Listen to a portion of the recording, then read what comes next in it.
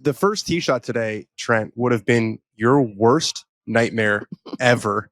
It was dead into the wind, ocean down the right. I watched Justin Thomas hit his tee shot, and less than a half second later, just turned to his guy and asked for another ball. He was just like, "Yep, gonna need another one."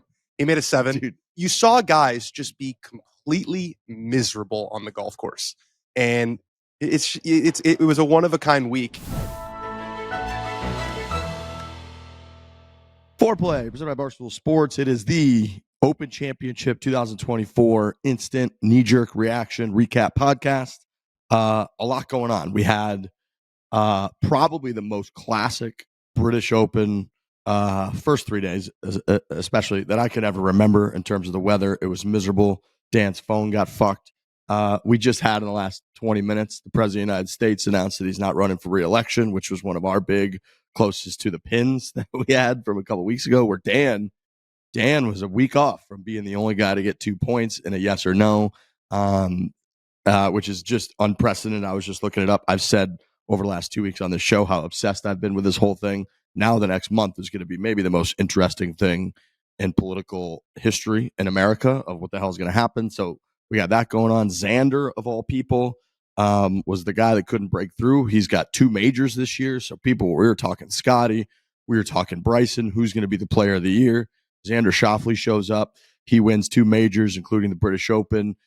65s, both the final round at Valhalla and the final round today at Royal Troon, in really just like Tiger-esque fashion, if you want to call it that, where it was just fairways, greens, birdies, no bogeys.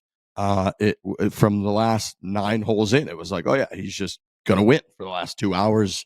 And we had carnage. We had Dustin Johnson said on Saturday that there's probably not a harder 9 holes of golf that you could play on planet Earth than the back 9 on Saturday at Royal Troon. So there's a lot going on. Yeah, I walked all 18 yesterday afternoon when DJ was talking about it, and I was this close on the 11th hole to. I was like doing the stuff for the BBC. I was this close to saying, "You guys don't you don't have to pay me for today. Like, I'm out." That's how bad it was. I was so fucking cold.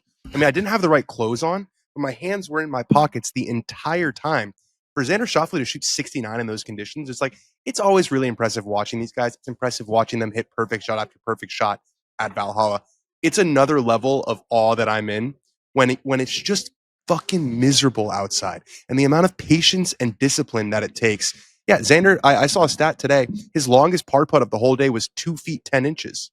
He didn't make a bogey all day, and his longest par putt was under 3 feet. It was Which as Rory surgical. Missed one of those, by the way. It was 2 feet 6 inches, I think, when Rory missed that. It was as surgical as it could possibly get, and I have to think that the experience of winning in Valhalla gave him, and he said this, gave him a certain calm that he didn't have, and he wouldn't have had if he hadn't already had that major monkey off his back. This is my favorite golf tournament, especially watching from home. When it's brutal out there, when Dan Rappaport can't feel his feet and his toes and his hands on the 11th hole, it's my favorite golf tournament. I know that America is the center of the golf universe at this point, but there's just something great about watching golf over there. The way that it looks, it's dreary, it's disgusting. It doesn't necessarily look aesthetically pleasing, but when I'm watching it, I'm having the best time. And you know, I'm sure we're going to get into it, but driver on a par 3, when there's a golf tournament where that is happening, and it's not a joke, this is what we have to be doing at this point in time. It could be recency bias. Obviously it just happened, but the British Open is my favorite golf tournament ever. Yeah, I completely agree. And I think that was verified among every group chat, among every bar conversation I had. It's really nice when the leaderboard doesn't matter. And on Saturday, there was a point where it's like Dan Brown and then Shane Lowry was the biggest name in the mix for a while. And it didn't matter, where everyone was like, your entertainment value on each golf shot, I think at the British Open is the highest of any tournament that they do all year, and it's not close. And I completely agree with you, Trent, where it's like, it didn't matter who they panned to. It didn't matter if it was somebody you've never heard of who's missed 7 cuts in a row, or if it was the number 1 player in the world. There was the whole back 9 on Saturday when they would cut to anyone, it was the edge of your seat. You're like, holy fuck, this could go out of bounds. This could go into the fucking train. This could be Scottie Schauffele hitting a 3-wood from 240 to a foot. Like this, anything could happen here every time that they cut to someone. And it was riveting. And it's, I think like watching Rory and hearing Rory talk about the way that he felt, which was uncomfortable clearly the whole time, is the most relatable thing that you get in golf. And I think that the US Open a lot of times tries to simulate that, but they kind of have to force it because you just don't have the required elements or the natural elements that the British Open has, right? Like they don't have to do anything. Greens are running at a fucking 9, and this is just what the golf course is every week. And they show up, and it's the hardest shit in the world if the weather is the way that it is a lot of the time. And that's why I think like the US Open, they get caught with their pants down occasionally because they have to walk that fine line to try to make it like that, basically. And sometimes they nail it, sometimes they don't. We all kind of understand and appreciate that because it really is very, very fun watching people in a relatable way play the game that we do. And I think that when Rory was talking about how uncomfortable he felt, I felt that in my core of like, I can stand on the range and hit the ball well. I can go out on a Saturday afternoon sometimes when I'm 4 cocktails deep and I just feel no pressure, no nerves. I'm like fluid and I play my best golf. And then there's other times, whether it's on camera or whether it's at a really private course where you're walking like you feel like you're walking on eggshells, where you just feel like a different human being. Your arms and legs and everything feels different. You don't know why, and you wish you could get out of that moment. Trent has said a million times, like he'd pay $500 to not have to hit a tee shot on the first hole in some of the videos that we do. You're just fucking uncomfortable. And that, I felt like we just watched guys go through that in real time. And it was so like empathetic almost, where you're just like, I've been there. I'm there all the time. And you're watching Robbie Mack, for example, like Bobby Mack, who's been playing lights out. He just won the Scottish, and there was a 9-hole stretch or a 4-hole stretch. He ended up fighting back. But on Friday, where he's making bogey, triple, quad, he's hitting these duck hooks. You're just like, what is he doing? And then you sit back and you think like, of course he's doing that. He's standing there, the wind's blowing sideways, it's raining, and he's about to pull the trigger, and he's saying in his head, I know I'm going to hit a horrible shot. And we've all been there a million times.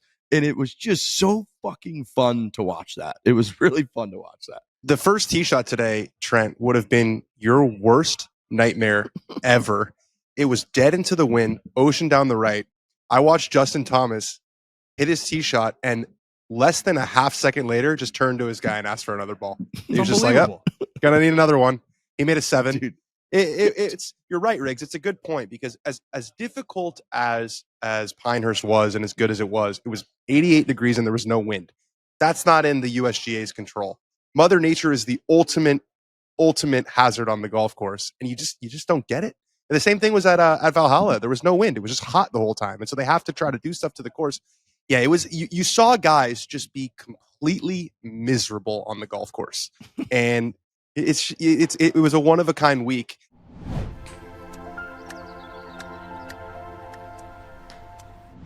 This episode is presented by Chevy. They are presenting sponsor of fore-play. We love Chevy, Chevrolet, the bow tie, iconic. Sometimes when I get bored and we're here to talk about the Traverse, you should go to chevy.com/Traverse. But when I'm on the flight, I got the iPad out. I'll just go look at old school, like vintage Chevys. Yeah. And, oh man, dude, like the Blazer, especially, like a lot of people have done the kind of refurbished or redone, retouched up Blazers over the years, and you can go see how long Chevy's been doing it is incredible.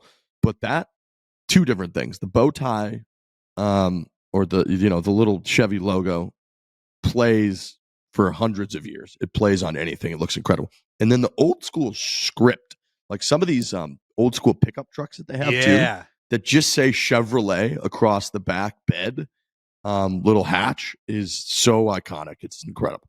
Yeah, they've been doing it for decades. And even just seeing old cars like that is a testament to Chevrolet. Those cars are still around. People still want them. They're still relevant and they're still cool, that people are like, yeah, I've got this really old Chevy that I want people to see.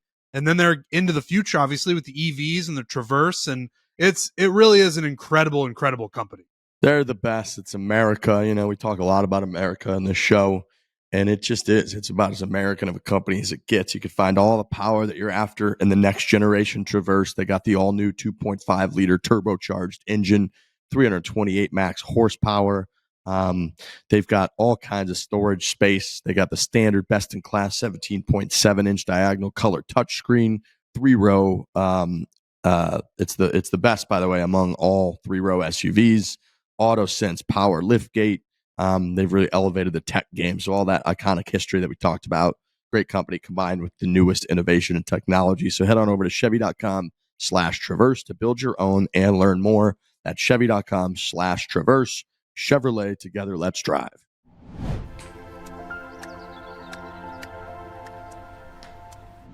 I feel bad for Justin Rose. I feel really bad for Justin Rose because he was kind of swimming upstream the whole week. There was the guys who played early on Thursday and late on Friday got boned.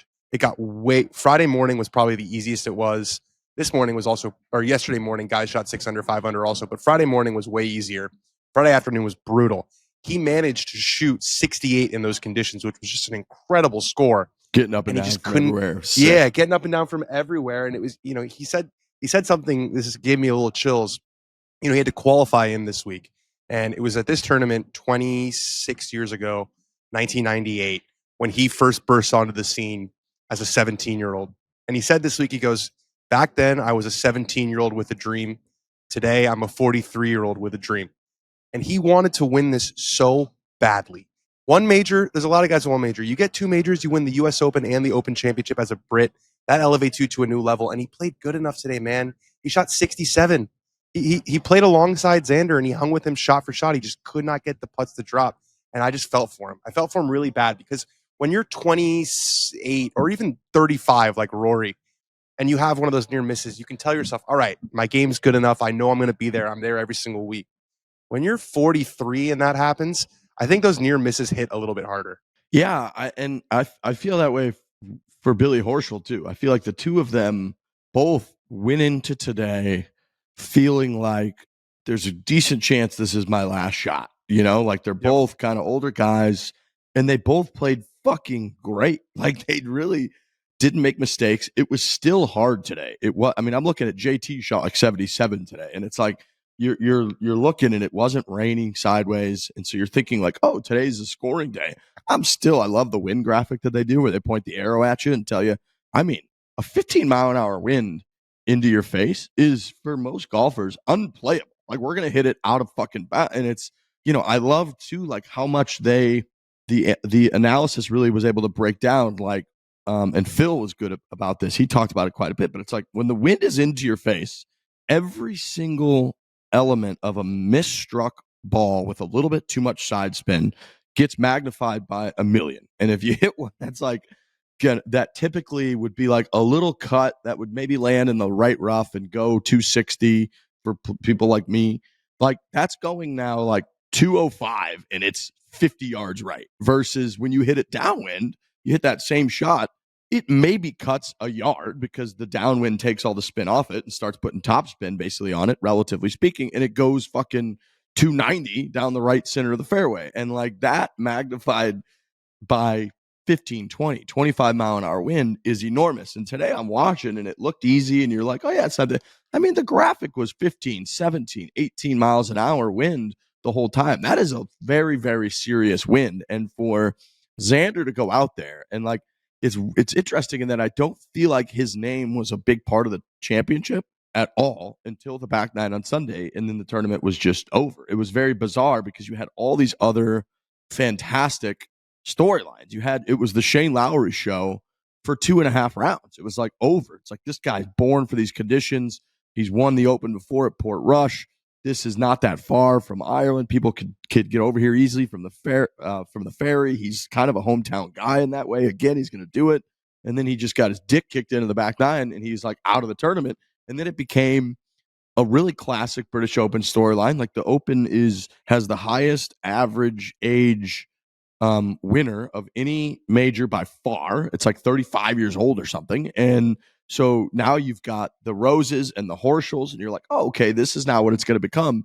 And then all of a sudden, Xander just kind of came in and dusted the whole field. And it was also it was I feel like the championship will be remembered for what we watched the first 3 days more so than the winner and all of that, way more so than a lot of the other kind of events. And I do try to think about like what will this be remembered? Like I can't even really remember who was in the mix at the Masters. I just remember like Scottie Schauffele was the guy and he won. And then like when I think about the PGA, I remember that Hovland and Bryson were right there, but Xander won. And I remember that down the stretch in the putt on 18. Pinehurst was Bryson and Rory, clearly. This one, it's like, I don't know that I'll really remember it from Xander. I'll remember it of like those quotes from Saturday and how fucking impossible that golf course was. And I think that's a testament to the British Open, where it's like, this is just a natural presentation. One of their great big signs that they had on one of the grandstands was like forged by nature. And I kind of remembered that the whole week of like, oh, whoever nailed that, like they nailed that in the marketing gig. And that's what I'll remember it by, was like this championship was forged by nature and no one could hide from it. It's astounding to me that people live here because it's July and I mean, I saw the sun for like an hour the whole week. It's incredible how bad the weather is here. Like just horrific the entire time. Right. It has to be consistently that bad for us to get a consistently bad weather Open Championship every year. Like it's just like that all the time. It's just like kind of what it's like, man. Like I can't even imagine what December is like here. That's what it was like when we were there. When we were there for like almost 2 weeks, I don't think we saw the sun for more than a couple hours. It's really quite a place. Look, I love Scotland, and like our whole job is golf, and Scotland delivered golf. Scotland is a pretty depressing place if you really I mean, dude, it is like, it's dark, it's cloudy, it's rainy. I don't feel like it's like an ambitious like metropolis anywhere. It's like people are kind of just been doing the same shit for 3,000 years there, I feel like, and they're like herding goats, and they're like, and then in the afternoon they're running out and playing golf in miserable conditions. Like that's kind of what Scotland is. And I think that's what's so beautiful about the Open Championship is you bring these like incredibly rich, successful athletes from around the world, a lot of them American, and you plant them in this place, and they have to like go and try to do their craft in this like miserable, depressing, shitty environment that's also awesome and historic. And a lot of them, they can't handle it. Would we have 10 of the top 20 players in the world miss the cut? Like it was like, you just kind of, you put them, they're so uncomfortable. And I keep going back to like, we try to simulate that a lot in other major events, but like, they don't have to simulate anything over there. They're just like, no, come on over here. Welcome. Like, we don't really have AC. We don't really have, like, this is kind of what we got. Is there an Apple store in Scotland? Like, I genuinely have no idea. There is in Glasgow because I Googled it because my phone's broken. Oh, that's right. All right. That's perfect. Yes. That's perfect into that. Like, that's the way it feels to me. It feels like you go back in time. That's how I felt when we were there. And I love that the greens don't run crazy like that. Yep. I think I said this probably last year, like, golf courses in America, some of them, they just tune up the greens to like a 13, and that's what guards them. And you're like, I'm all right tee to green, and then once I get on there, I'm on glass, and I just can't stop a putt. Scotland's the opposite. They let them grow. They run it like a 9, and then the weather all the way up to the green is impossible. And once you get to the green, they're almost giving you a gift where we're like, we could tune these things up, but I know you guys took like a really treacherous route to get all the way up here, so we're going to let them run at a 9. I think that I really like that style of golf, and it's personal preference, but watching it, playing it, I really enjoy that style. So Xander has got 2 majors this year. Scottie has 1. Who would you vote for player of the year? Scottie.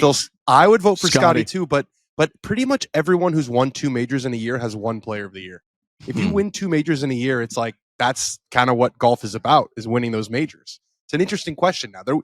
I think my vote would still be Scottie, but like in this day and age where, the PGA Tour is somewhat diluted by LIV Golf and majors matter more than ever, Xander did win 2 of them this year. But in the years where guys have won multiple majors and won player of the year, was there a guy like Scottie who won 6 times and like dominated every narrative? He was the talk. It was like, if he's at a golf tournament, and he's going to win it. Like I just feel like it was Scottie's year. I get 2 majors is incredibly impressive for a guy in Xander where it was like, can he win the big one? Can he win the big one? Boom, he wins 2 of them. That narrative is completely gone. It's Scottie's year. It really feels that way.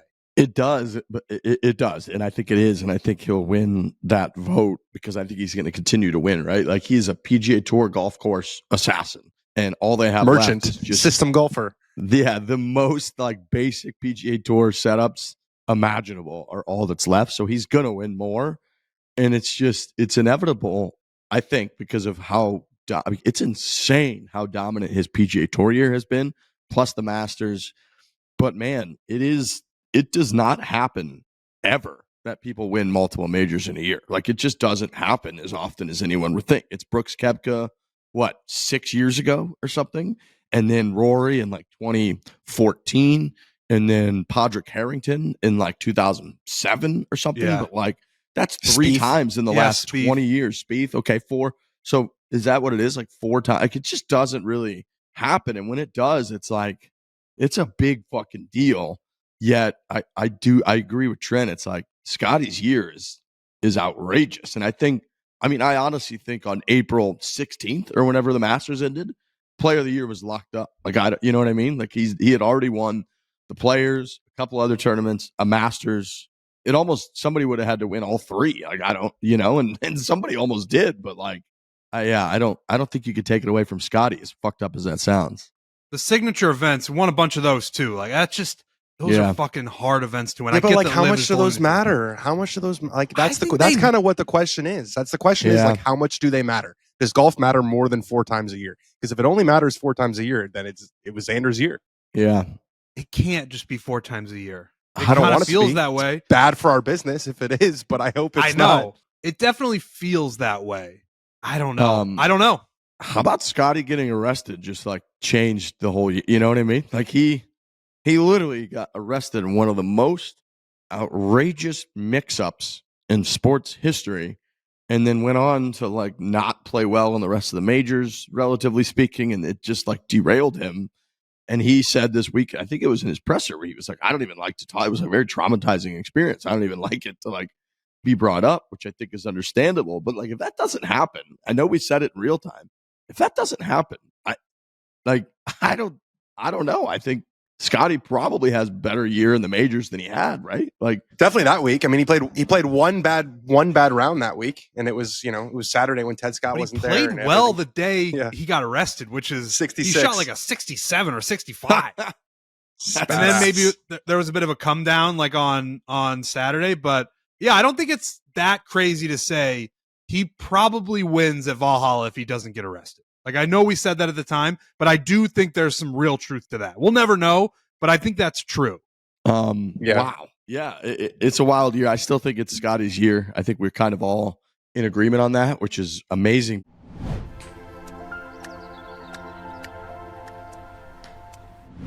Are you going to hit the links this week or this weekend? The pros are. They keep rolling. They keep playing. We talk a lot about how awesome the golf was this past weekend. Well, these guys are still rolling. There's nothing more fun than having a little bit of skin in the game. Sungjae Im, top 20 for me. I believe Aaron Rai, top 40 for me. Those were both plus money, so I had a couple of hits this past weekend. You can get it on all the tee to green action at DraftKings Sportsbook from the first tee shot on Thursday through the final putt on Sunday. DraftKings Sportsbook has you covered with same-game parlays, live betting, odds boosts, and so much more. We love getting involved with DraftKings. Yeah, we love it. I had Colin Morikawa this week. Didn't work out for me, but I was still, it keeps you, if you're not I was very into the tournament, but if you're just sort of a casual viewer and you want to really get invested into something, throw a little on somebody to win top 20, top 40, and it keeps you checking. You're like, all right, where are they at? How are they playing? These conditions are crazy. Everybody's coming backwards. How are they doing? So DraftKings, it just makes things way, way more interesting. And there's nothing better than when you hit something and that cash hits your account and you're like, I'm the smartest man in the world. You're still buzzing from your Bryson. I mean, you had a huge Bryson victory a month ago. So, I mean, I'll be buzzing. That'll be years I'll be buzzing from that. So if you want an experience like that, DraftKings is the place to go. And if you're new to DraftKings, you got to check out their this offer, which is fantastic. New customers, you just bet $5. You get $150 in bonus bets instantly. So download the DraftKings Sportsbook app now. Use the code FORE, that's FORE, for new customers to get $150 in bonus bets instantly when you bet just $5 only on DraftKings. The crown is yours.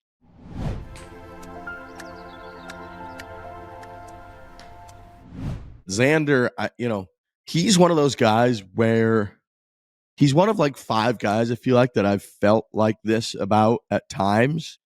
Jon Rahm's gone through this phase where when he's playing well, you almost wonder how he doesn't win every single week. Like his swing and his tempo is so perfect. His demeanor under pressure is so perfect. Like on the back nine, he didn't get worse or tensed up.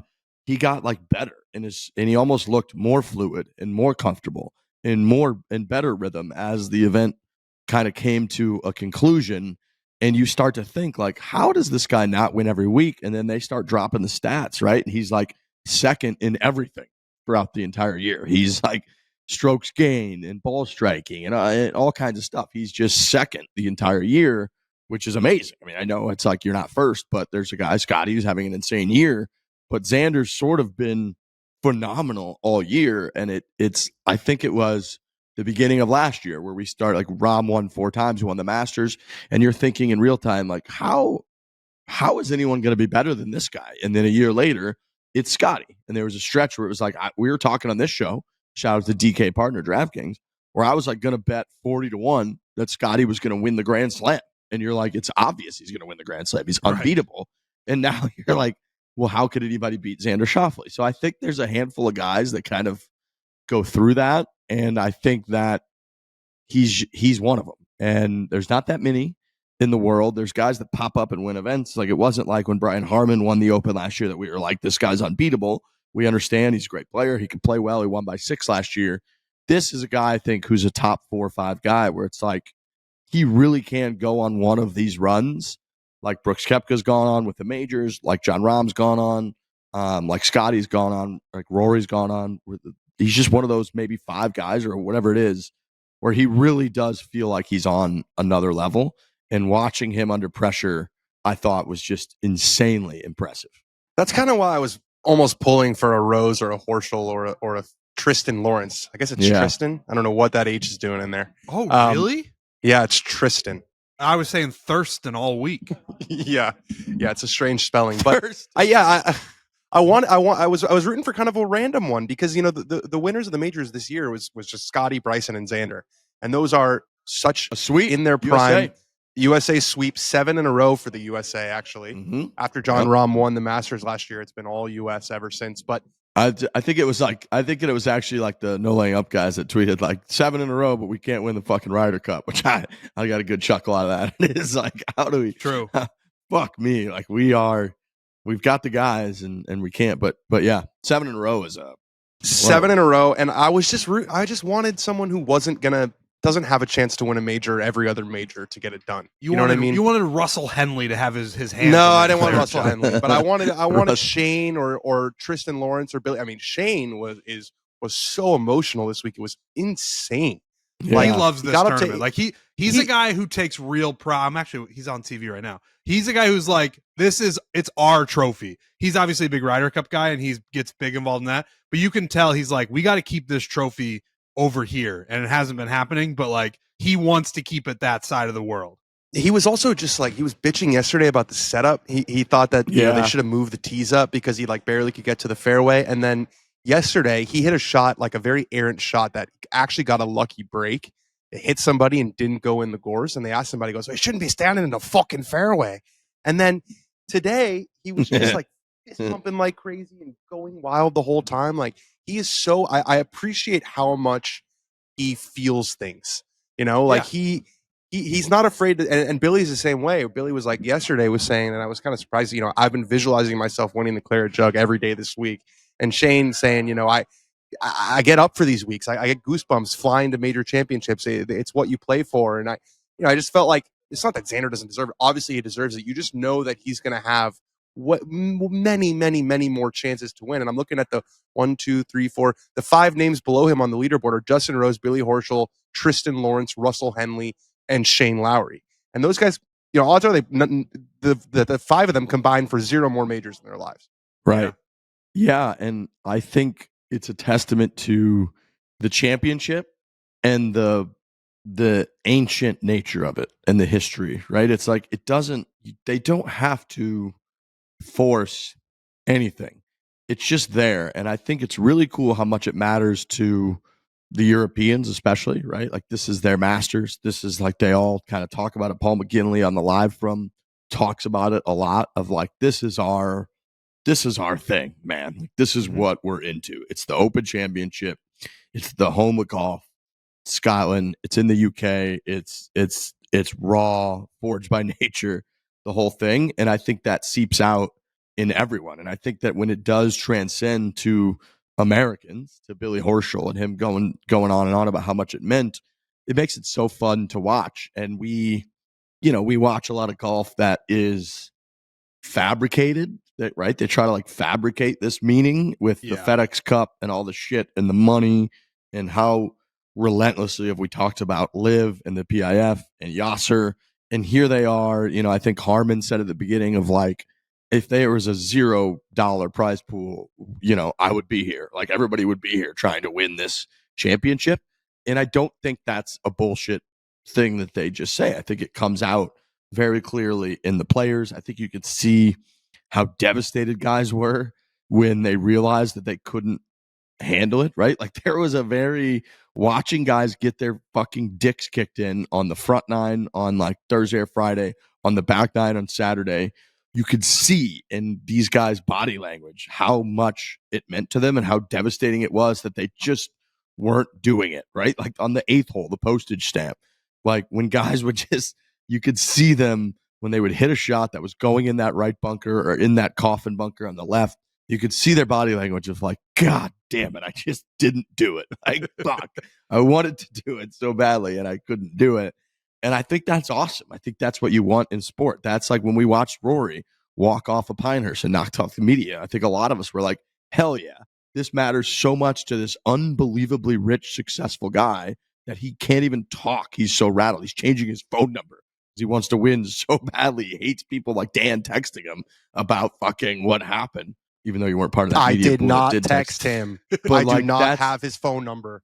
That's what you want. You want people to care when you watch. Max Homa made a bomb putt to make the cut and acted like he won the golf tournament, which I'm with you. I love that. And I think he said after, this is my favorite golf tournament in the world. That this golf tournament really does mean a lot. Obviously, it means a lot to the Europeans, but everybody. I think everybody sort of feels the way that we do. And the Masters is obviously very important. Winning a U.S. Open is like, wow, that's the toughest test in golf. They really juice up the golf course to make it hard. And if you can rise above and win that golf tournament, it's a huge accomplishment. But there's something about the Open, the claret jug, the conditions, the history, the people who have won it.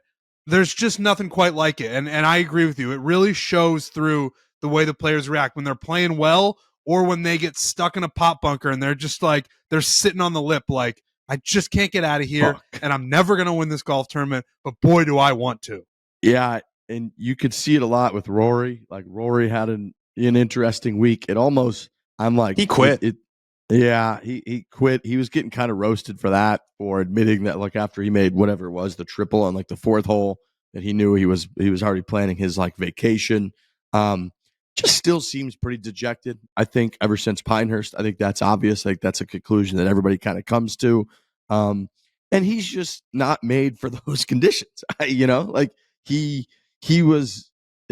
Look, my whole life is getting like exposed in terms of golf game on camera in certain conditions, and he's one of those guys that, like, dude, when he won his U.S. Open by 1 million, it was like wet, soaking wet and soft, and he was able to hit the ball 8 million miles in the air and dominate Congressional. And like, that's just, his conditions are, he's the best in the world in certain conditions, and in those, dude, he looked like a lost puppy. Like, he had no idea where it was going. He was getting dominated by the wind. And what Trent was just saying, like, you could tell how much it meant to him. And he very early on looked like he understood that he wasn't going to be able to answer the call, and like, that was very clear for 2 straight days of golf, I thought.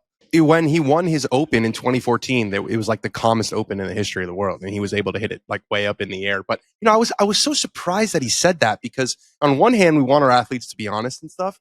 On the other hand, if I'm advising this guy, I'm like, just don't fucking say that, because he already did the hard part. He played his back nine and 2 under, right? Like it's not like he packed it in like his score. Right, like it's not like he went through the motions and hit the ball and didn't care and walked to the next one and shot 40 in the back nine. He shot 2 under on the back.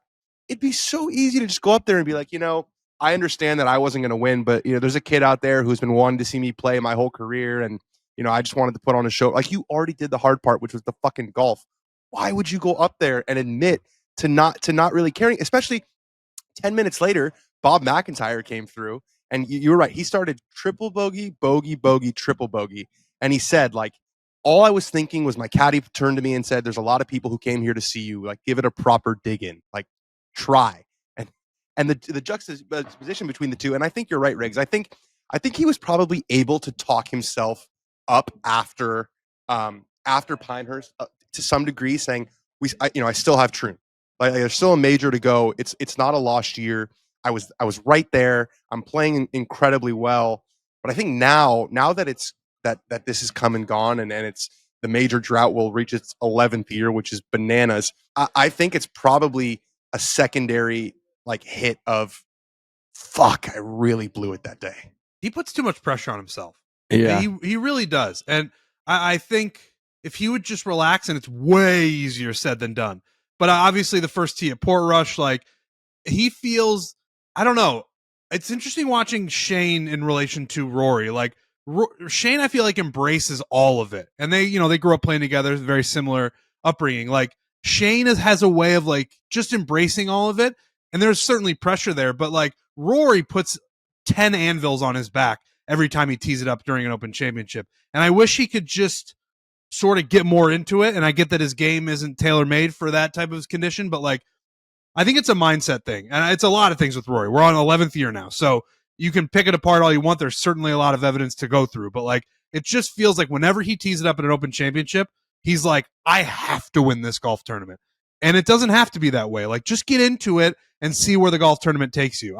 Maybe I'm talking out of my ass. I'm talking about Rory McIlroy. He's one of the most accomplished golfers on planet Earth. But there's something about, I think you could learn a lot from Shane in the way that he approaches these golf tournaments. Well, call him up. Be like, Rory, we got a little advice for you. Danny doesn't have his number, but we got to figure out a way to get in contact with Rory. Well, it's a new number now, so everyone's starting from zero. I might have a chance now. Part of the new circle.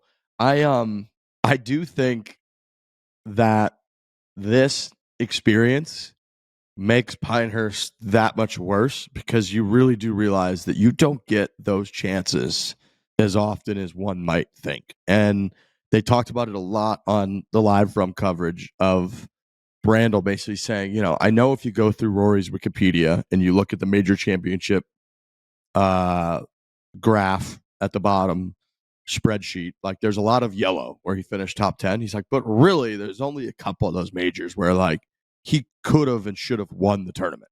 A lot of those are like the Masters a couple years ago, where he and Colin Morikawa hold out on the 18th, 72nd hole, and he finishes second, but he was never really going to win the tournament. He's only had a few in the last 10 years where he really could have, won and really like won the tournament. It was Pinehurst. It was probably the U.S. Open last year as well. People kind of forget he lost by fucking one stroke to Wyndham Clark, and then St. Andrews. And like, other than that, maybe there's one or two that I'm missing, but like, over 10 years and 40 major championships, there's been 3 or 4 that like he really, really could have won. And I think it makes it that much more meaningful and devastating about what happened at Pinehurst, because you do everything well. You do the hardest shit ever well all week long. You go through Monday and Tuesday and the press conferences and the practice rounds and gearing up, getting your pace right, understanding what shots you're going to hit around the green, getting your swing in a good place, getting in the right mindset, trying to get not nervous, like Trent was just saying, getting comfortable, getting less pressure on yourself. You do all of that well, and here you are in the back nine on Sunday at Pinehurst number 2, the anchor site. It's very similar to like the St. Andrews at the Open over time, where it's going to be kind of the spot or one of the handful of spots. You've got a 2-shot lead.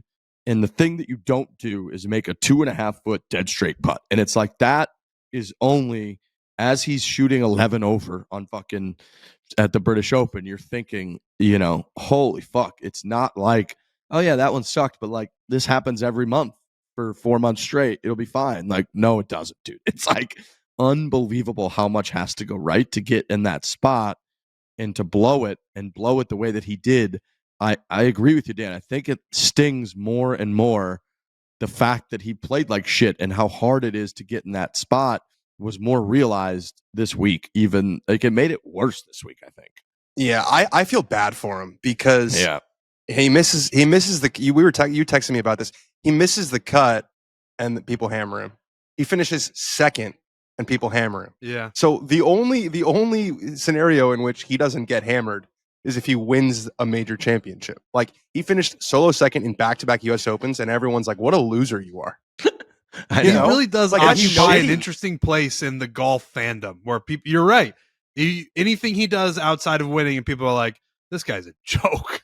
It's not fair at all. Like, dude, look, we're looking at Billy Horschel and Justin Rose this week and we're like, fuck yeah, what a week, boys. Like you kidding me? When Justin Rose took his hat off on the 72nd hole, it was like he won the fucking Grand Slam. It was like incredible. And we're all like, yeah, dude, what a performance. And dude, if that was Rory a month ago. We were like, whoa, one of the great jokes in history. You're a joke. Like, so it is and then to what Trent was saying earlier, he knows all of this. And he brings all of this on his shoulders when he tees off.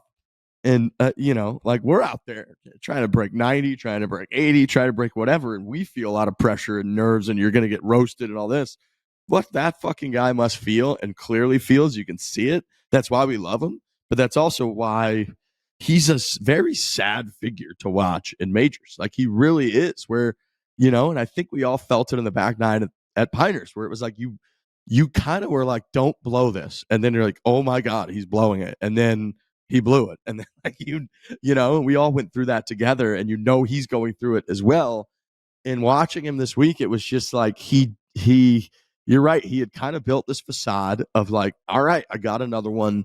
Everything's going to be right in the world if I can really bring it this week. And it was like, no, you're not made for this.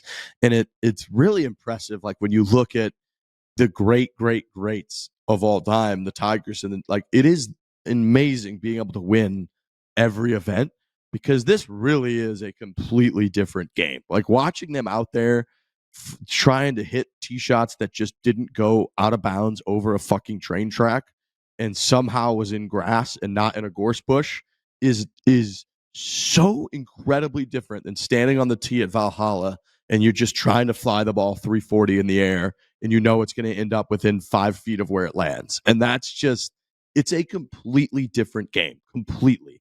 And we all know that. We've experienced it. And watching these guys, it was so fun to watch. But you're right. Like that's why we love sports, right? You feel, I remember feeling that way about the Edmonton Oilers and Connor McDavid, like when they didn't get it done in Game 7, and you like when they cut to those fucking guys, they've got their head in their hands and they're crying, and you feel fucking horrible about it.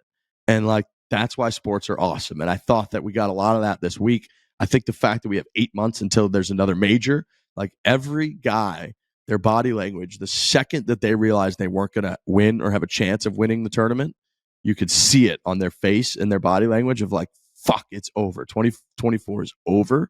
And I think that's beautiful. Like as shitty as that is, it's beautiful.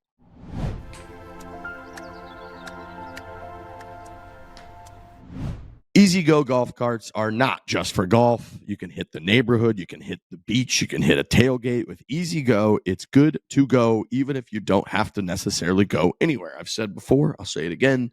I truly think the more time that you can spend in your life in a golf cart, the better that you're doing. That's just, it's like being on a beach or being in front of a lake. It's like if you're in a golf cart, you're doing great. Things are good. You're in a happy place. EasyGo golf cart, even better. I've got one in Pinehurst. We've got a couple for the Barstool Classic, these souped up ones, and they are awesome. Right. They're sweet. That's like when you say golf cart, you're picturing, your local muni, these carts that you drive around every weekend in when you play. That is not what these are. They're similar, but they're a billion time better version than that. And they're sweet. Yeah, like they have them at the Barstool Classic. And whenever I get to drive around in one, I'm like, this is a golf cart, but it's a whole other experience. And like you're saying, the more time you can spend in a golf cart like that, the better your life is going to be. You just go to EasyGo.com. You can customize your ride. You can pick a sweet paint job, throw some lifted tires on there. You can add speakers. You can build your EasyGo.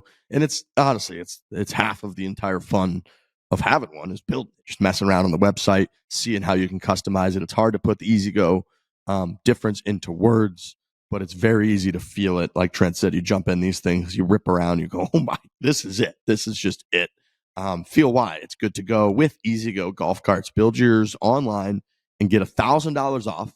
We're going to get you $1,000 off when you request a quote with the code fore-play at EasyGo.com. That is EasyGo.com. Use the code fore-play. That's one word, FOREPLAY. Request a quote. You get $1,000 off. That's EasyGo.com and use that code fore-play.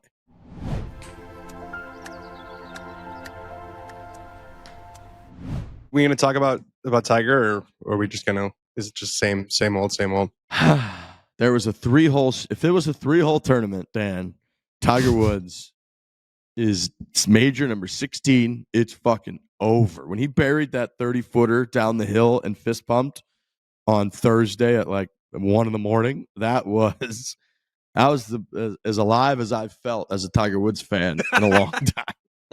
I thought it was, he's starting to say now that, like, I'm going to try to play more next year. He said he was overly optimistic. We all remember when he said at the Hero in December that he was going to play once a month, and we were like, oh my God, it's incredible. He must be feeling much better. He only played the majors this year for 4 months. Yeah, that's right. For the majors.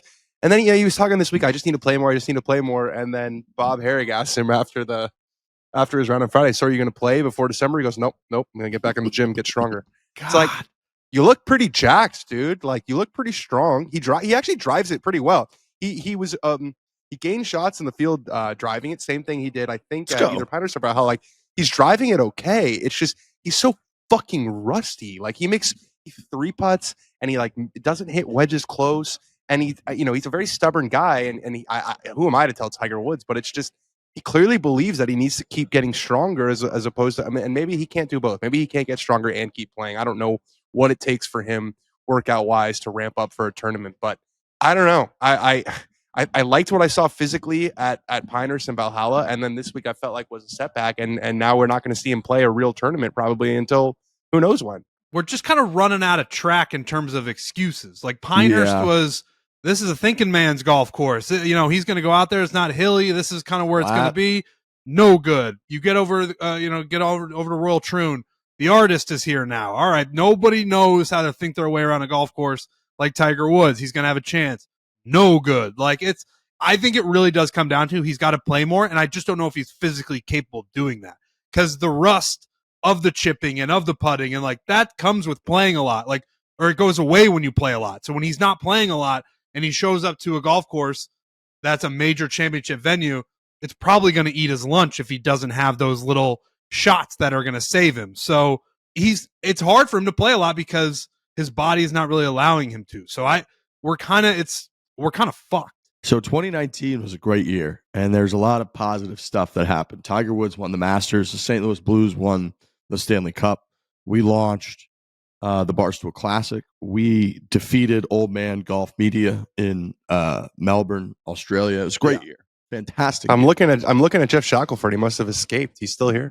Well, I don't think anybody's heard that name in 5 years. So it tells you kind of everything you need to know, unless you go to his website, which is called jeffshackelford.com, even though it's not about him. But so the best part of that year was I have a notes app on my phone, or a note on my note app, where I just, every week that Tiger plays, I see a handful of tweets that people send that are haters of Tiger Woods. And I just copy paste those links into this notes app. And then there's a moment where Tiger reaches the peak, and he did. He won the Masters. And then I just went to that app, and for an hour straight, I just retweeted everyone that had shit on Tiger Woods. Yeah. And just retweeted all the receipts, right? And ever since that moment, I've done the same thing. I have for 5 years. I've got this note in my phone, and I've reached the point where I don't know that I'll ever get to access that note in my phone in the fashion that I would like to. I don't know that I'll be able to go through and retweet all of these hundreds. I mean, probably 100 tweets that I've got in there, and I just don't know. Maybe it's if he wins a Champions Tour event or something. As we might have to do it in a sarcastic manner, but I'm kind of not sure now that I'm going to be able to go through in the victorious fashion that I would like that note in my phone. The best and worst thing you can do is go watch highlights from that 2019 Masters. It looks like it was 15 years ago. He can walk. I know, and obviously there's a reason, and it's a valid reason, and he did it, and he flew off a cliff. But like that, you watch him in 2019 compared to what he looks like now, and we're saying now he like, oh wow, he looks pretty good. No. If you go back and look at 2019, he just looks like a dominant golfer. And now I thought he was going to win more majors. I thought it was like, oh, Tiger's back. And you watch him now, and it's like it's just not even remotely the same. I thought he was going to win the Grand Slam. I mean, 2019, he won the Masters, and then they were going to Bethpage in Pebble Beach, where he fucking had won majors by a trillion. I mean, Bethpage he won by a couple, and you're thinking like, he's gonna break Jack's record in 2019, and now, I mean, God, it is true. It's by the way, I'm just watching B-roll footage of Joe Biden's house in Delaware right now. That's just what they're showing on the news. It's just his house. And it is making me think of Biden a little bit, where like over the last 3 weeks, it was like if he was able to go to an interview and like get through it, everyone was like, he looks pretty good. Like that's sort of like that's where the bar was. That's where the bar exactly has changed so dramatically with Tiger. Where I was like, if there's a silver lining that we're always trying to find and lace this whole operation with when it comes to Tiger Woods. And that was, I will say, my only positive takeaway was that I thought he never really looked like he was limping, to be honest with you. Like he kind of was walking around and looked pretty fucking good, which in a way that was almost more depressing, where it was like, all right, we're running out of excuses because he looks like he's okay. He's picking up strokes on the field with the hardest thing to hit, which is 180-mile-an-hour golf ball that has to go into the fairway off the tee. So what is it? It's like, is he just not capable of being that good anymore? Because that sucks. That's true. That's like that sucks a lot. Now he's going straight to Detroit. Charlie's playing in the Charlie's got the U.S. Junior this coming week. I saw a video that we put up. I think TW Legion put it up. He's walking no sleeve on the leg. Is he really? I believe so you can see like the scars and stuff. Foreplay pod, that's nice. There's apparently a picture of his leg that some guys have seen from like after the accident. It's like a famous like picture. No. Would you want to see it? I've seen it. I've seen another famous picture too. So I've seen some pictures of Tiger that you're probably not, that you've seen that one of the leg? Aren't supposed to talk about seeing. Oh yeah, I've seen it. What does it look like? Doesn't look good, Dan. I want to see it. Looks like his fucking leg almost got amputated. That's what it looks like. It's bad. Yeah, I mean, I would look at it just jealous that you've seen that picture. That's a sick picture to have seen. Mm-hmm. My algorithm too is getting fucked on my TikTok and all that. I see some fucked up shit. Fucked up. A lot of plane crashes is what I see. Tons of them. The leaderboard just flashed on my TV, and I got to just give a shout out to Sungjae Im. Top 7, top 10 finish. The Prince. Congrats. He tied Scottie Schauffele. That's good finish for him. That's some good cash there. Yep. It's been a hell of a year for him and Willie. Yeah. He had missed the cut in the first 3 majors of the year and finished 7th in this one. So I think he's now won like 5.3 or 5.4 million. So Willie's the richest person who's ever lived. I love that he texts you that. I'm the richest person in the world. I got to give a shout out to Mr. and Mrs. Bazoyan this week. Are pumped. My Dr. Steve, your dad, biggest Xander fan in the world. My dad too, about a couple of years ago, we convinced my dad to retire. Was a dentist forever, if people don't know. And my dad's probably the most disciplined, hardworking man I've ever met in my life. And since he retired, he's found a little bit of a drinking phase, which I fucking love. Oh. And yesterday he just he likes whiskey a lot. So now, he'll pour himself a glass of whiskey, loves Jack Daniels. Again, just conservative American man, loves Jack Daniels. And he'll pour himself a glass of whiskey and just go work in the yard at their Colorado house. That's just what he does. He's planting trees, building fences and shit. That's just what he likes to do. Well, yesterday he sent our family group chat just a picture of the most full and garnished Bloody Mary that you've ever seen in your life. And it had like bacon coming out of it. It was the whole thing. Whoa. And he's all fired up drinking Bloody Marys. And then he just texted the family group chat. I put this out on Twitter. But he texted Xander with like 7 exclamation points. He may be the new coming of Jesus Christ. He is incredible. And then my mom just texted me, Xander wins, Biden drops out. What a day. She does. So the Bazoyan parents are having a day. They're all fired up about the happenings of the world today. So shout out to my parents. I know my dad's big Xander guys. I think he's drinking with his fishing buddies. I think he went fishing this morning. He's having a couple drinks and watched the end of the Open Championship. But biggest Xander guy in the world, and he's fired up. So congratulations to my parents who are having a great day. My new favorite thing about Bryson is the equipment. Is always I was texting with Dan about this. So when we had his coach on, Dana Dahlquist, that's his name, right? Yeah, but I still don't know if it's Dana or Dana, so I just go, yo, when I see him. Great guy. We did our interview for the show a couple weeks ago from the driving range at like the public track where he teaches. So he's the best. He's a great guy. But I picked up during that interview where I think Dan or myself asked him about Bryson's driving on Sunday. Bryson drove it like shit on Sunday. I remember that was when Brandel was getting a lot of shit for being like, how lucky is this guy going to get every time he's missing fairways? It was just ending up in a fine spot, but he was driving it all over the planet. And we asked him about that. And his answer was like, oh yeah, that was just the driver. Like the driver, he had cracked his driver or whatever it was. So we had a replacement in there and it wasn't right for him. So that was just the driver. And I remember kind of filing that away in my head of like, well, I mean, it's the final round of a major. Like, he's driving it all over the planet. Like, it's probably a little bit like uncomfortable. He's trying to win a major champion. I didn't think about just the driver rigs. So then I watched right on Thursday. Bryson shoots a million. Everybody's kind of chirping him, and I watched his post round interview, and they're like, and he's credit to him. He was all smiles. He handled it great. He was like really positive, but he was like, "Oh yeah, it's just an equipment thing." And he's like, "Well," they're like, "What?" And he's like, "Well, if you think about it, my equipment is designed for me to swing with a ball speed of like 185 miles an hour. And if you think about it over here, it's a lot colder. And so the ball doesn't come off 185 miles an hour.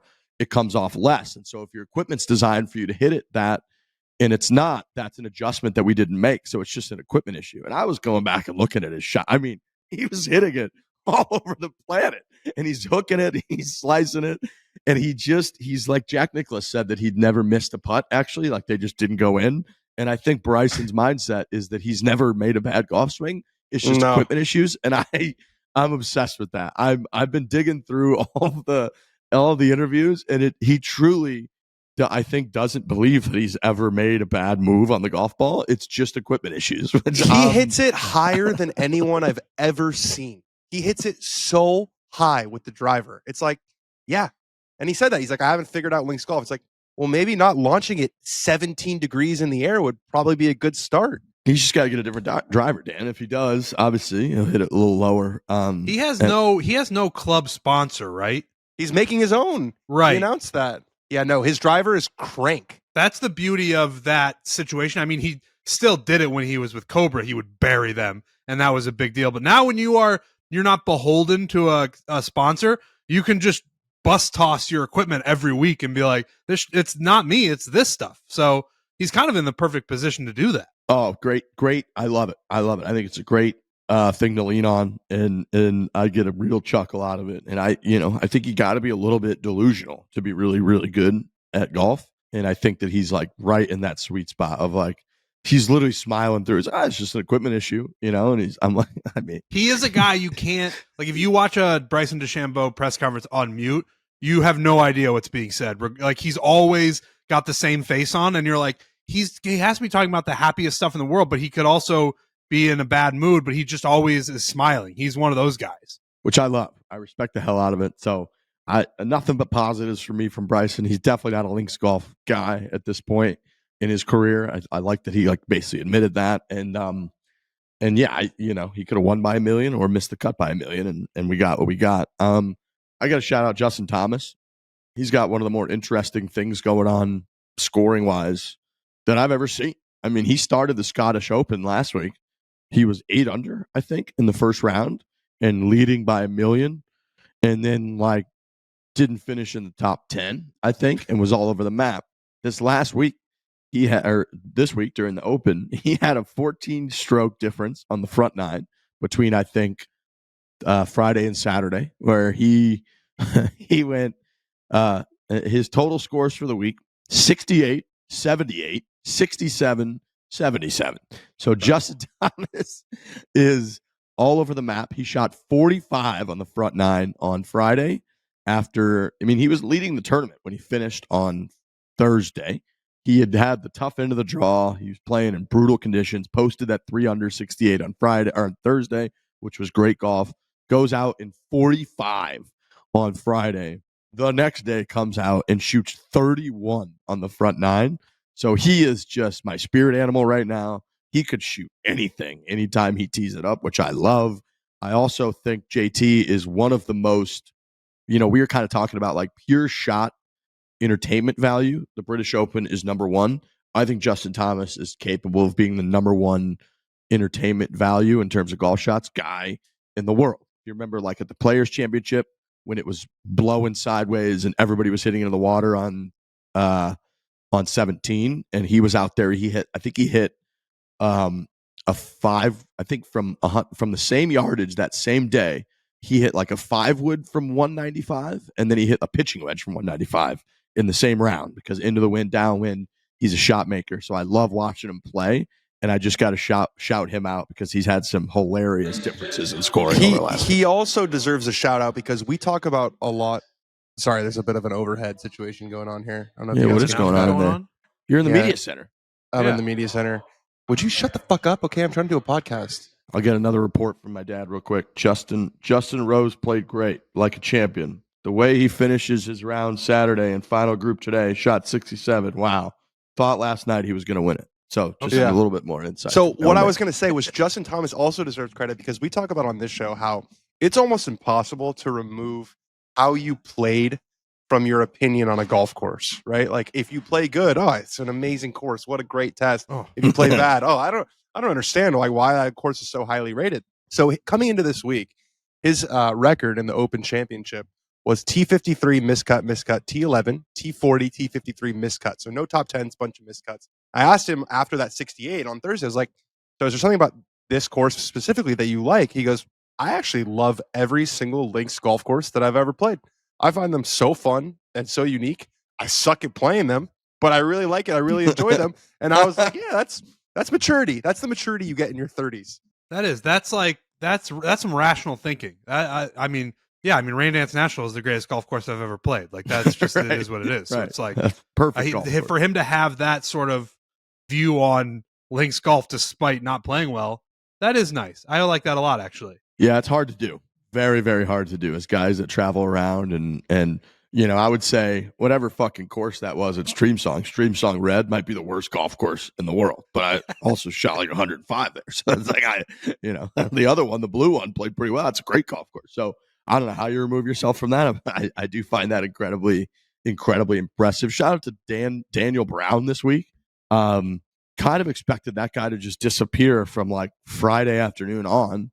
And he really didn't. He finished tied for 10th. He didn't have a great final round, but it wasn't like he shot a trillion. I think he was 3 over, shot like 74.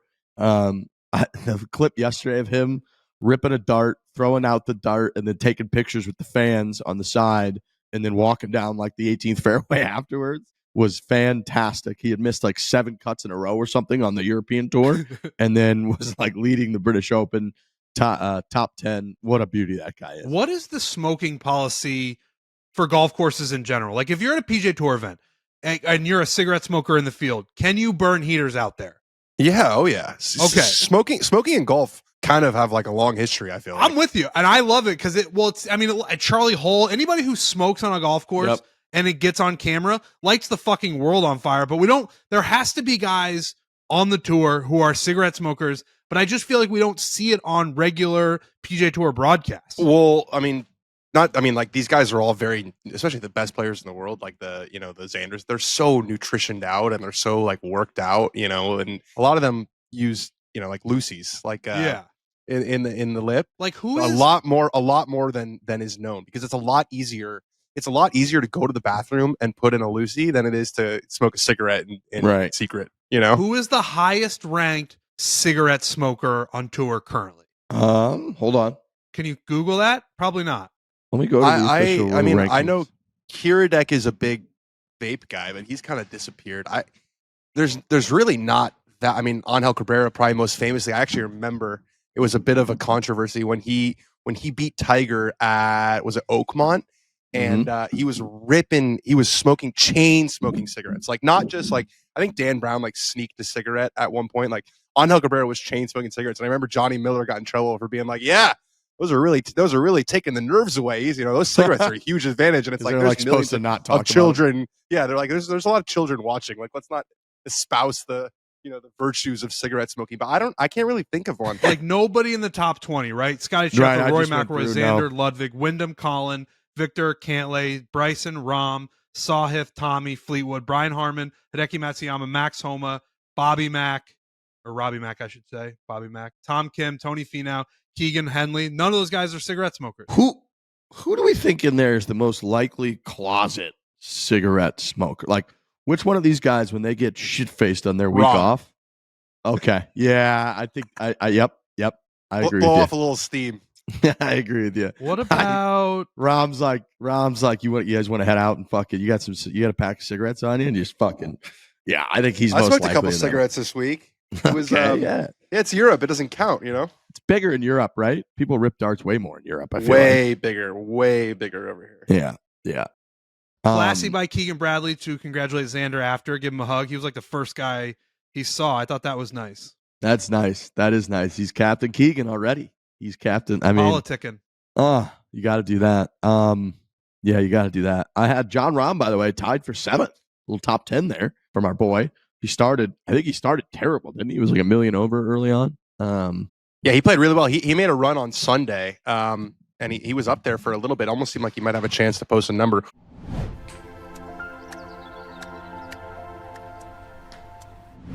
We love Body Armor. Ladies and gentlemen, the sports drink Body Armor. This episode is brought to you by Body Armor. We're talking real hydration, real ingredients, electrolytes, vitamins, nothing artificial, which is huge. We're all trying to get away from that stuff we hear all about now, which is great. The negative effects of processed food and bad stuff for you. There's nothing artificial in Body Armor. It's great for you. Vitamins, electrolytes, good stuff. Body Armor is kind of a lifesaver at this point. And the flavors are incredible. I've got fruit punch right here. I've got lemon lime in the fridge as well. They taste amazing. This is the zero sugar Body Armor, hydrating and no sugar, and none of the stuff that Riggs is talking about. It's just, I drink at least one Body Armor every day. I've got the Body Armor water here as well. Like, they've got everything covered.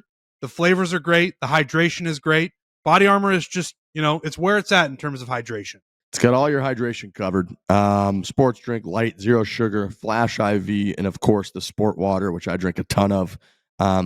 It's great. It's huge for you. It's good for you.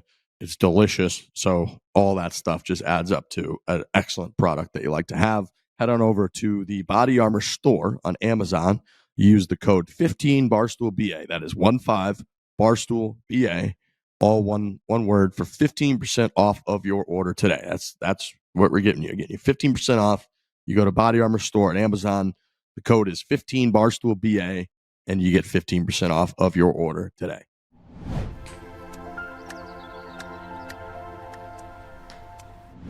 What I want to know is Brooks Koepka, after he finished tied for 45th in the Masters, he said he was embarrassed, and he said that his trainer made him do punishment workouts because tied for 45th for Brooks Koepka is just an unacceptable Can't have that result.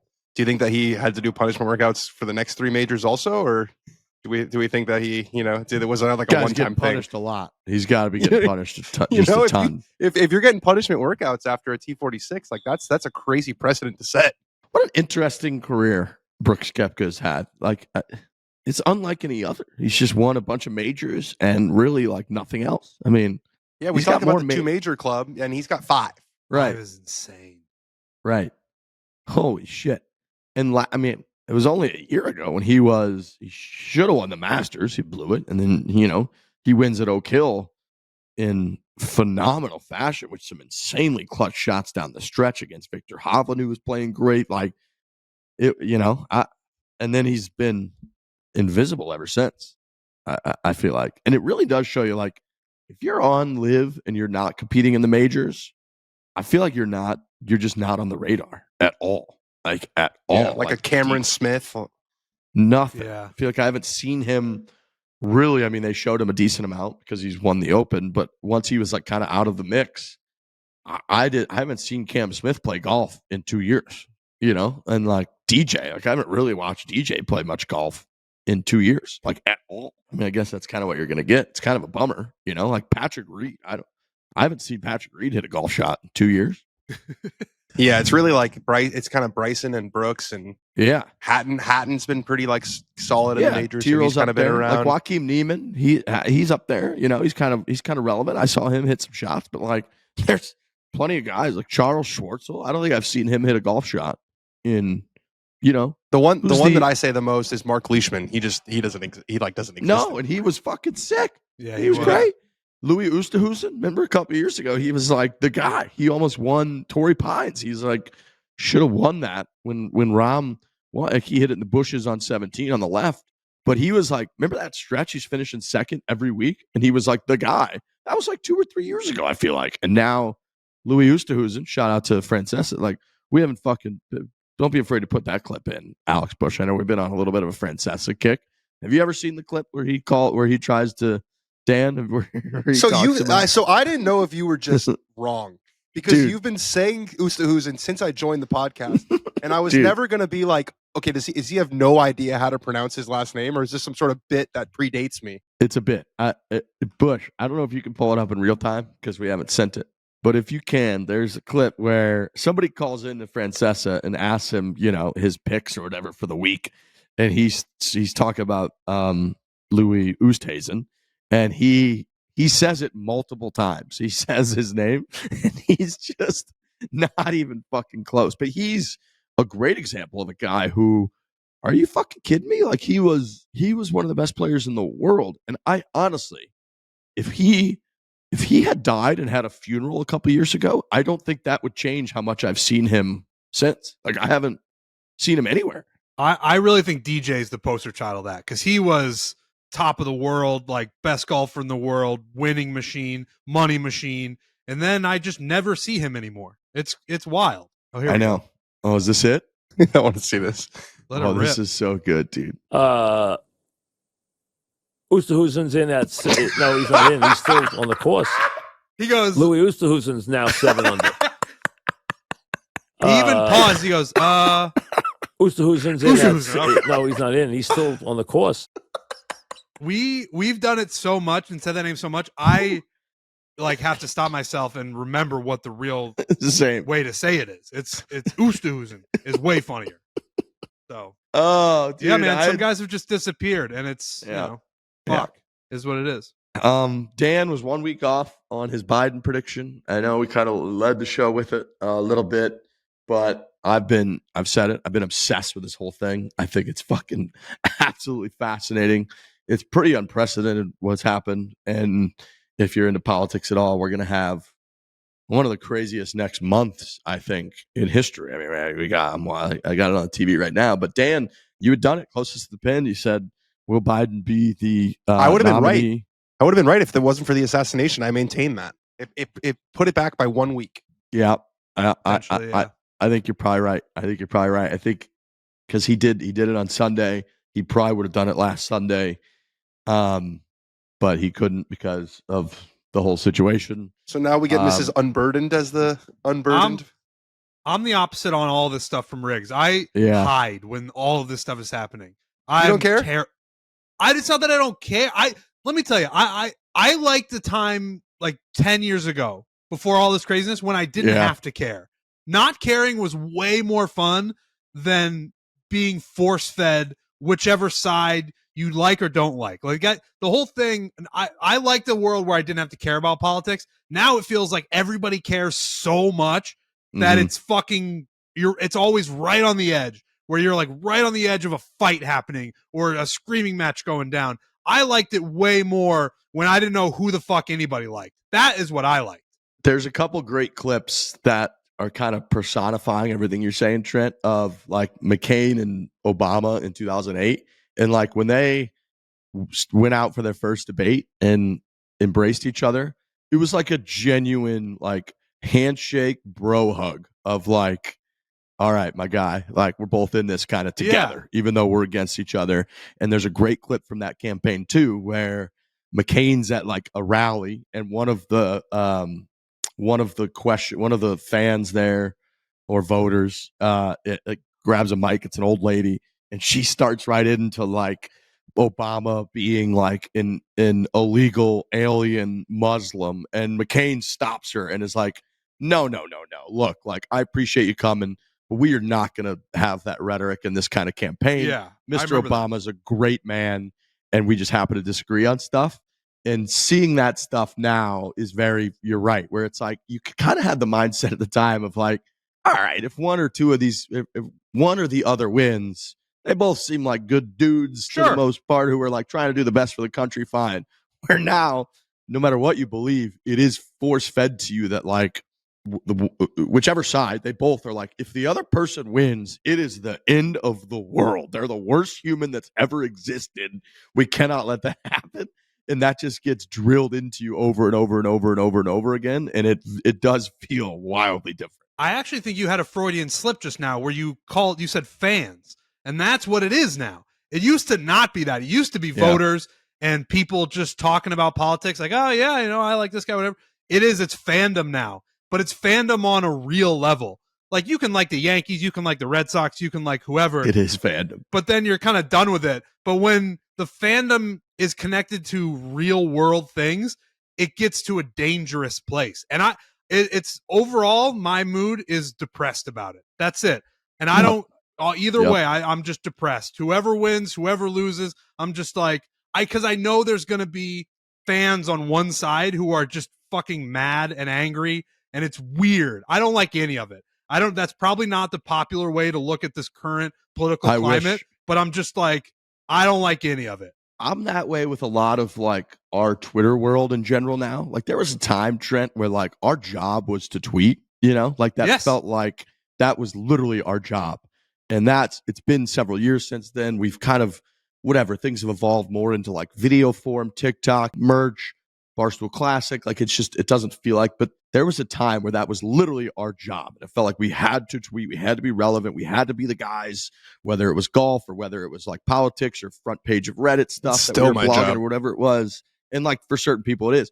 I kind of feel that way a lot about the Twitter world where I just like literally won't even look at it. I just don't, I'm out of it for a lot of it. Sometimes you get back in the mix. I think Frankie said it last week where he was like, I was firing off some live tweets during the Scottish Open, and he's like, and it was great. I had the juice going, so occasionally dabble. But for the most part, I'm kind of agnostic towards it, where I just don't give a fuck. I don't really look at Twitter. I don't care what people are tweeting at me, and it's a beautiful thing. I feel like you have that with this political stuff, and I'm jealous of that because it consumes me. And I think the reason that I'm consumed by it is like the word political gets brought into everything, right? It gets brought into like who makes a fucking hockey team by tryouts, where it's like, well, it's political because this guy's, dad gets drinks with the coach. And this is the Super Bowl of anything being political. It is the highest like level of political. And it's just people like you and me. Those are the people that are making these like calls and that are like texting and maneuvering behind the scenes to change who the leader of the world is going to be. And that is like so fucking fascinating to me of like, I can't get enough of it. And when I watch stuff happen and having been on the other side now, like we're kind of in media and Barstool and we have connections and it's golf, right? So it's not even close to the highest stakes, but like we'll get texts from players or when live stuff's going on. Like there was back channeling that we're kind of a part of in certain spheres where we kind of know what's going on. And then watching this all play out, I know how all of this like works and seeing it come out, what gets to TV, what doesn't, what gets reported by like the New York Times or the Washington Post and what doesn't, and who wants it to get reported and how does it get reported and then how does it get spun and what does it lead to? It's led to the president of the United States being like, I really want to be president, but like it doesn't seem like I can, so I'm not going to run. Like he's fucking incredible. And like I said, I wish I didn't care. And in 2020, I just didn't care. I really didn't. It was COVID. There's a lot of shit going on. We were trying to like keep our own fucking company alive and everybody, and then all of a sudden there was like an election. You're like, oh shit, all right. This one, it's like front and center. There's no sports on, right? Like hockey's over, NBA. There's only the golf's over now. There's really only like MLB, which I'm not that into. And it's just this shit. Like I said, I've been watching just of B-roll footage of Biden's house in Delaware. That's what I'm watching. And it's riveting. Like, I think there was a time where if you said, like, I don't care about politics, people are like, that makes sense. But now I think if you say you don't care about politics, people are like, what do you mean?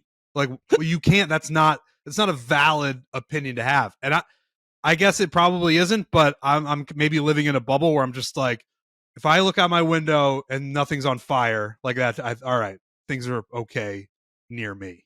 But if you look online, it seems like everything's on fire. Speaking of on fire, how about, so Friday, I didn't make it to Brendan Jones's wedding. The whole globe shut down in terms of computing, which is unlike anything I've ever seen before.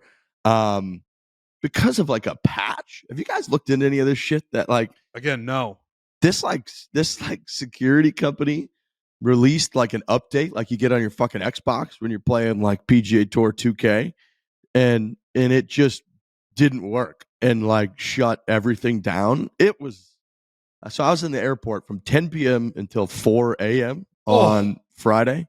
I was supposed to take a red eye to get to Detroit, and then from Detroit to Albany. And then, dude, I had everything planned out. It was perfect. I made sure I stayed up so that I could fall asleep. Trent, I'm a big sleeper on planes.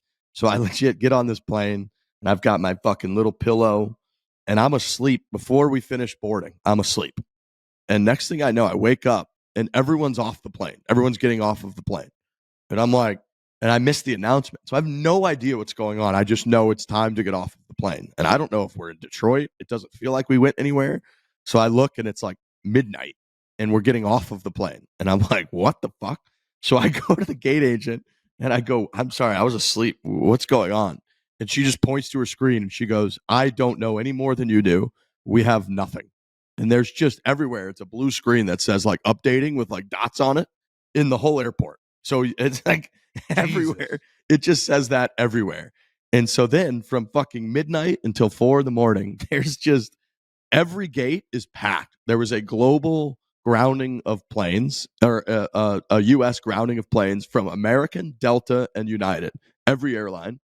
And all flights were just grounded for unknown period. So then every hour I would go. It was actually kind of good timing because golf was on. So I was just watching golf on my iPad.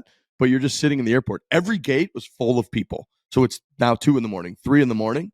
There's hundreds, thousands of people everywhere in the airport, and no one can get any information. So you couldn't even be mad because you're just like, they don't know anything. You don't know anything. Right. And at one point I went up to the gate agent and I was like, you got any update? And she just goes, have you been on your phone? I'm like, yeah. She goes, then you know more than I do. She's like, I got nothing. I'm just looking at this blank blue screen.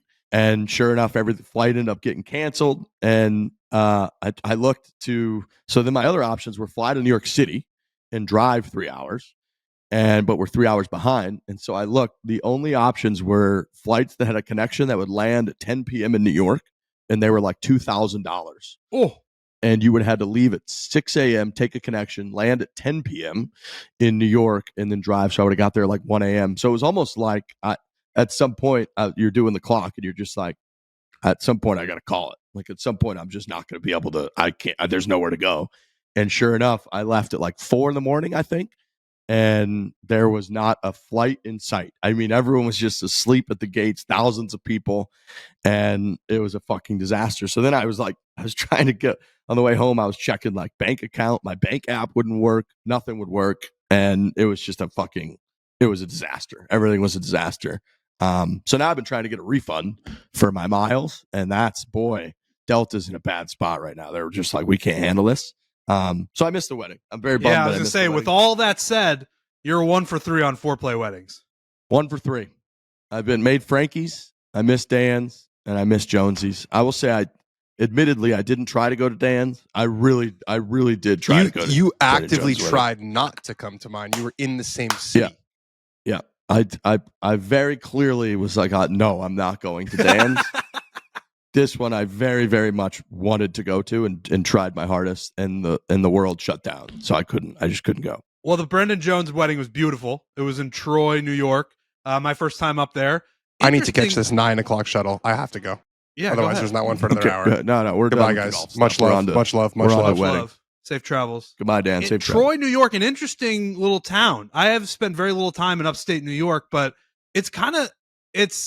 you would walk. I walked all the morning before the wedding. It was Friday, so I walked around Friday morning. In some areas, all the shops were beautiful and they were nice and they were new. And then in large stretches of the place, they were just abandoned and there was nothing there. Really? I've never really seen a place quite like that. But the venue was beautiful. The ceremony was beautiful. The reception was really, really fun. A lot of singing, a lot of dancing. Alex Bush was there. Kyle Timms was there. Our guy Jared was there. Frankie was there.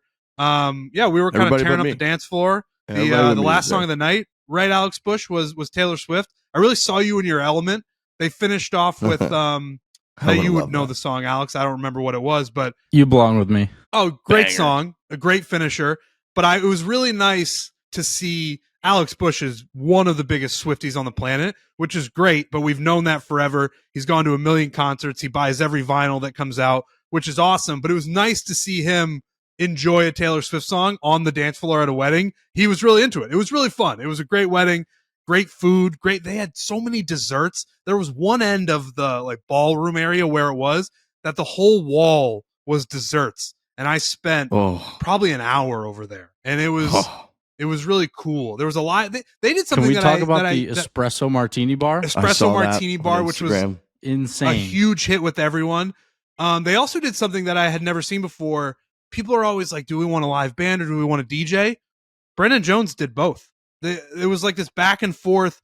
There would be 30 minutes to an hour the live band would play, and then they'd be like, all right, now DJ, can't remember his name, is now going to take it. He would take it for 30 minutes, then throw it back to the band. So they had both the best of both worlds, if I could speak. But yeah, Troy, New York, beautiful wedding, beautiful venue. Really just a really solid, fun time. Did you stay at the Best Western? I did, which was right across the street from this place, Franklin Plaza, where they had the ceremony and everything. So you got to walk over there, which was great. I got my receipt emailed to me yesterday of staying at the Best Western, which I never made it there, unfortunately. Yeah.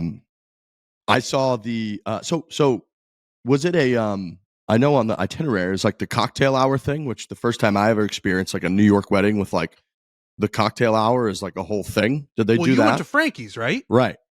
So it was pretty similar to that, where there is cocktail hour. It is cocktail hour, but it's food hour, where they had all this basically in this one room was all this food out, big charcuterie boards with meats and cheeses, and there's a lot of fruit in there, but also they had people walking around with food trays that was different than the charcuterie selection. So they were we were sitting in this one area, and it felt like every 3 minutes, someone would walk up to you with a tray of food, but it'd be different than everybody else that was walking around. There was sushi, there was like little hoagies, there was lobster, there was pizza, the cocktail hour at a New York wedding. As a Midwest guy, I've now been to 2 with Frankie's and now Brendan's.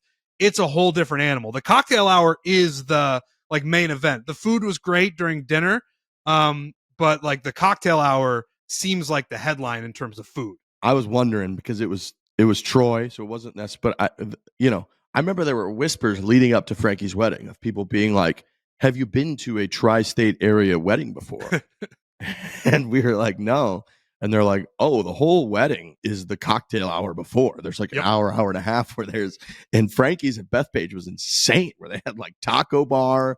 They had a fucking Italian lineup. They had all these different spots. So I was wondering if you were like in the same sweet spot, and it sounds like it was. So dude, I love a good wedding. I still got my suit right there. I actually, speaking of politics, I actually thought beforehand I was bringing a red tie, and I was like, politics are so then I was like, is this a statement if I have a red tie on? Dude, this is what I mean. How crazy is that? Dude, if you wear a red hat that isn't make America great again, but it's just the company is red and they decided to make their hats red. If you wear that on the streets now, people are like, oh, there's a MAGA guy. That's what I mean. It has reached, all of this has reached such a fever pitch that has continued and continues on, that what color you wear, what tie you wear, what hat you wear, people will be like, look at that guy. I don't know what happens. I just know that it's overall, I would say, not good. No, it's not. We got to take the temperature down. That's what everybody's saying. We got to take that temperature down a little bit. Let's get it. Fuck, man. Get it. And then you say that, and now we've got, we don't even know who the fucking nominee is here from. So the whole thing's going on. I'm consumed by it, but to put a bow on it, I think that we talked I'm proud of the way that we talked about the Open, because I think it deserved it. It was absolutely fantastic. It was so fun to watch. I think Saturday of all days, I'll remember that golf viewing forever. All my group texts were just they're popping off. People were like, this is so fucking fun to watch. When those guys both pulled out driver, Daniel Brown and Shane Lowry on the 17th hole, par 3, 238, that was like the peak of this Open Championship for me, where I think everyone, like, you were on the edge of your seat, like, holy shit, these guys are hitting a driver into a par 3. And it's not a clown show. That was the right club. It was totally. They had to hit driver. Scottie Scheffler, the best player, the best ball striker maybe ever, hit a 3-wood in there. Like, it was awesome. It was so fun to watch. I forget who said it. There was somebody who pulled 3-wood, and then after the round during their press conference, they said, I knew I wasn't going to get it there with a 3-wood. I knew that, but I refused to pull driver on a par 3. So guys in their heads were like, am I really going to pull driver on this par 3? Nope. I'm going to take 3-wood and know I'm going to come up short. That's the type of golf tournament we were watching. Incredible. It is. And it's such a, for no good reason, it is such a stigma in the game of golf of when you have a driver in your hands on a par 3. And it happens, Trent, I feel like it's happened to you good handful of times on camera, where you pull it out but you always feel the obligation when you pull it out. You go, I want everyone to understand that I know I'm hitting a driver right now on a par 3, so let's just get it out of the way before I step up to the I told our guys to blur it on the video. When I'm standing up there, blur the head of my club so people don't know. And Big Cat, who just did Barstool Golfs with Frankie a couple weeks ago, he was taking driver everywhere. And there is a stigma attached to it, but sometimes if you're playing Royal Troon during the Open Championship, it's appropriate. It was fucking great. It was great. That was the peak for me. I loved it. Xander, insanely impressive. He's gotten over the hump, so it feels like, that was sort of his thing for a handful of years. It was like, can he win the big one? He's right there. He's one of the best players. He's now won 2 majors this year, which is insane. And he's won 2 very different majors. The PGA talked about, it was like, you got to hit it just as far and as high as you possibly can. There was basically no wind. It was relatively wet, even though it was a really long course. I think he was like 21 under par and won it. And this was completely different. Keep the ball down, low, flighted, grind, get through it. DJ said the back 9 yesterday was like the hardest 9 holes that there could possibly be in the world. And Xander comes through it with a fantastic, very same number, 65 in the final round. So again, to kind of conclude the whole thing, insanely impressive from Xander, insanely impressive from the R&A and the Open Championship. That tournament just delivers. It is so fun to watch. It makes me want to go over there so badly. As depressing as I said Scotland looks and is in a lot of ways, it's like the number one place to go to play golf and be involved in the golf culture. It's fucking awesome. So I loved it. Links Golf is the best. It's the winner. Xander, awesome stuff. This is our Tuesday show. Basically, it's coming out, as soon as we possibly can. So we'll be back on Thursday for our second show of the week. Thanks to all our sponsors. Thanks everybody for listening. Congratulations to Brendan Jones. Sounds like a lovely wedding. Hit it hard. Hit it hard.